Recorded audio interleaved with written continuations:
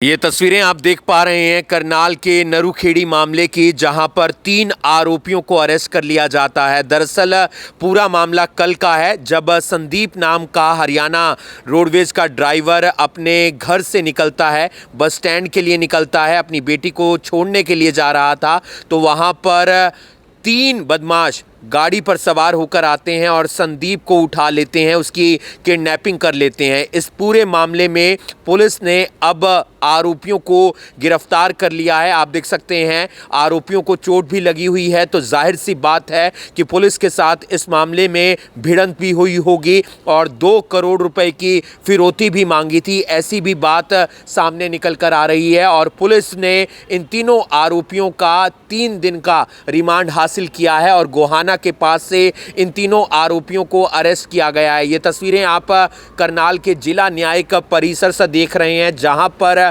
पूरा मामला सामने निकल कर आता है और आरोपियों को तीनों को कोर्ट में पेश किया जाता है। 2 करोड़ रुपए की फिरौती मांगी गई, ऐसी बात सामने आई है। साथ ही साथ पूरा दिन तकरीबन 9 घंटे तक संदीप को घुमाते रहे। ये मामला पुरानी रंजिश का है या कोई और मामला है, पुलिस इसकी भी गहनता से जांच करती हुई नज़र आ रही है। देखना ये भी होगा कि 3 दिन के रिमांड के दौरान क्या क्या खुलासे होते हैं। फ़िलहाल ये जानकारी मिली है कि संदीप जो है बिल्कुल ठीक है, सकुशल है, उसे गोहाना के पास से पुलिस ने ढूंढ लिया और उसके साथ जो 3 आरोपी थे जो किडनैप करके ले गए थे संदीप को, उन्हें भी गिरफ्तार कर लिया और आज तीनों को कोर्ट में पेश किया गया। ये तस्वीर आप संदीप की देख पा रहे हैं। संदीप ठीक है, सुरक्षित है, सकुशल है। परिवार वालों ने भी राहत की सांस ली है और परिवार के लोग भी करनाल के एसपी और तमाम पुलिस कर्मियों का धन्यवाद करते हुए नजर आ रहे हैं कि उन्होंने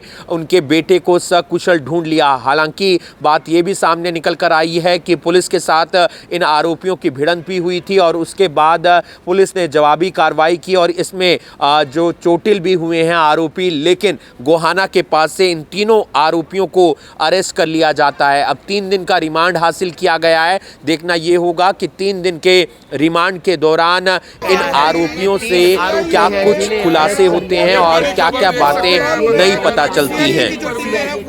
थोड़ा सा ऊपर से नीचे थोड़ा सा माननीय अदालत में पेश करके पुलिस रिमांड पे लिया है।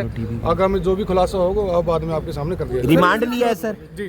कितने दिन का? अभी पुलिस 3 दिन का पुलिस रिमांड। पुलिस टीम पे कहाँ गोली चलाई थी सर? अभी सारे गहनता से जांच की जा रही है हर एक तथ्य के बारे में, उसके बारे में सारे जो बाद में आपको अवगत करा देंगे। तीनों आरोपी कौन कौन है सर? इनमें पुलिस सर वाला भी है? वो हमारे अफसर बताएंगे आपको पीआरओ साहब बता देंगे जी। तो सर क्या 2 करोड़ रुपए भी मांगे थे सर? वो आपको वेरीफाई करने के बाद। संदीप सुरक्षित है सर? कितने दिन का रिमांड है सर? अभी 3 दिन का पुलिस रिमांड लिया। 3 दिन का रिमांड है। अभी इनका जो भी इनसे वारदात के संबंध में जो भी इसके साधन यूज किए थे सभी हमें संदीप के साथ लथपथ है, ये मुठभेड़ हुई थी या एक्सीडेंट? सर अभी हम उसके बारे में इनके पास से कोई हथियार बरामद हुआ है सर? बताएंगे सर, अभी जांच का विषय है। थोड़ा कल दिनांक 4 जनवरी को नरूखेड़ी के एक युवक की अपहरण की सूचना मिली थी।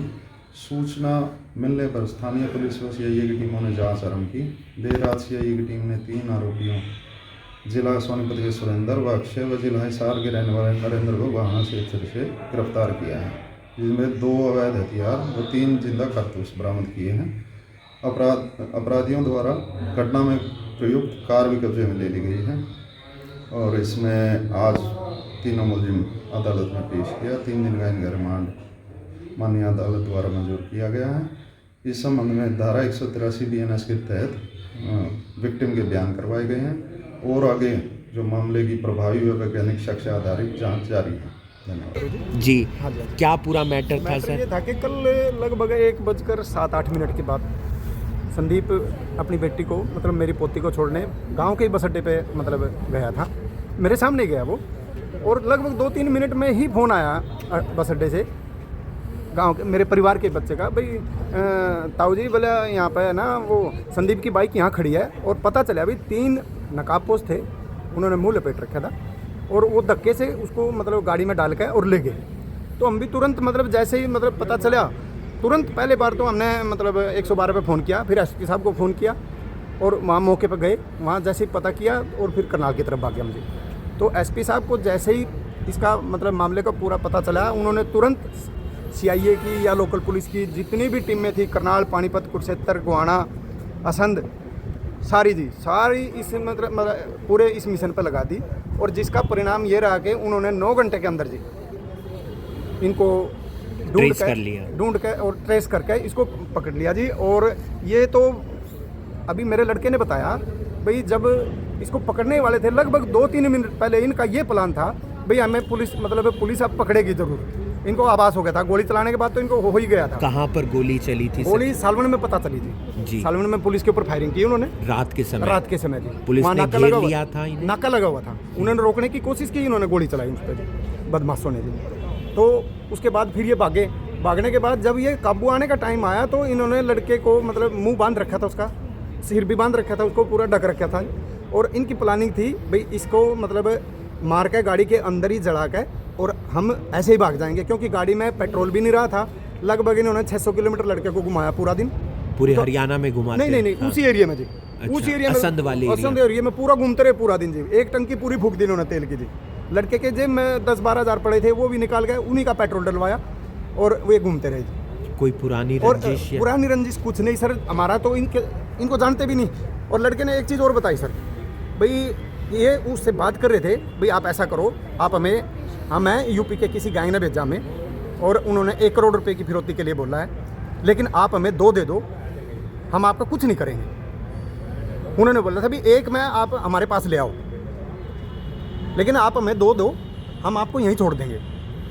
तो लड़के ने मुझे फ़ोन किया और मैं भी तुरंत मतलब पुलिस के संपर्क में था मैं। वो तो इस बात का सारा पुलिस को पता चलता रहा। ये बात 3 आरोपी आरोपी 3 अरेस्ट हुए थे, कोर्ट में पेश किया है अभी आज पेश किया जी। संदीप भाई कहाँ हैं? संदीप भाई साथ में है, उसके बयान दर्ज करवाने के लिए उनको लेके आइए। मेरे भी बयान दर्ज होंगे जो गांव में जैसे जैसे मुझे पता चला मैंने कार्रवाई के लिए किया जी। तो इसमें सर सबसे बड़ी बात यह है कि जो हमारे साथ तो जो घटना हुई थी हो चुकी थी, इसमें पुलिस ने अपना काम बहुत अच्छे तरीके से किया। मैं इस मामले में एसपी श्री गंगाराम पुनिया जी का बहुत तहे दिल से शुक्रगुजार हूँ। साथ CIA 2 in charge Parveen Kumar ji, Anil Malik CIA 1 के जी, SHO सदर और अनिल राणा जी, विनोद राणा जी चौकी चार जोड़ा सारा दिन मेरे साथ थे। इन्होंने मेरी हिम्मत भी बांध के रखी और मेरे साथ मतलब पूरी अपनी कार्रवाई भी करते रहे। और आपको कब पता चला संदीप सुरक्षित है, वो आ रहा है या फोन कॉल आया? लगभग जी 11 बजे जी, रात को 11 बजे जी, लगभग 11 बजे। हाँ जी। तो उसकी संदीप की माता यानी कि आपकी धर्मपत्नी परेशान हो गए होंगे, बच्चे परेशान? बिल्कुल जी। देखो रिश्तेदार भी सारे पता चलते ही सारे घर पे आए, हर आदमी परेशान है, जानने वाले भी परेशान हैं, दोस्त भी परेशान हैं।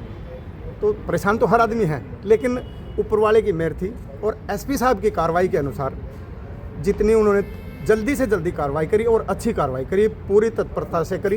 हरियाणा रोडवेज में ड्राइवर हैं जी। आपका शुभ नाम? धर्मवीर है जी, मैं CSSRI करनाल में। एक मामला सामने आया था कल नरूखेड़ी से, जिस व्यक्ति का नाम संदीप था, वो अपनी बेटी को छोड़ने के लिए जाता है, लेकिन उसी दौरान 3 बदमाश गाड़ी पर सवार होकर आते हैं और संदीप को किडनैप कर लेते हैं। घर पर फ़ोन जाता है, फिरौती मांगी जाती है तकरीबन 2 करोड़ रुपए की, ऐसा परिवार वालों का आरोप है। पुलिस से संपर्क किया जाता है, पुलिस की तमाम टीमें अलग अलग जगहों पर नाकेबंदी कर देती हैं और उसके बाद लगातार उन बदमाशों को पकड़ने के लिए पुलिस की तरफ से जाल बिछाया जाता है। ऐसे में पुलिस को कामयाबी मिलती है तकरीबन 9 घंटे के बाद, रात के समय, जब उन बदमाशों के साथ भिड़ंत होती है और उसी दौरान संदीप को भी सकुशल बरामद कर लिया जाता है, यानी कि ढूंढ लिया जाता है। संदीप हरियाणा रोडवेज में ड्राइवर के पद पर कार्यरत हैं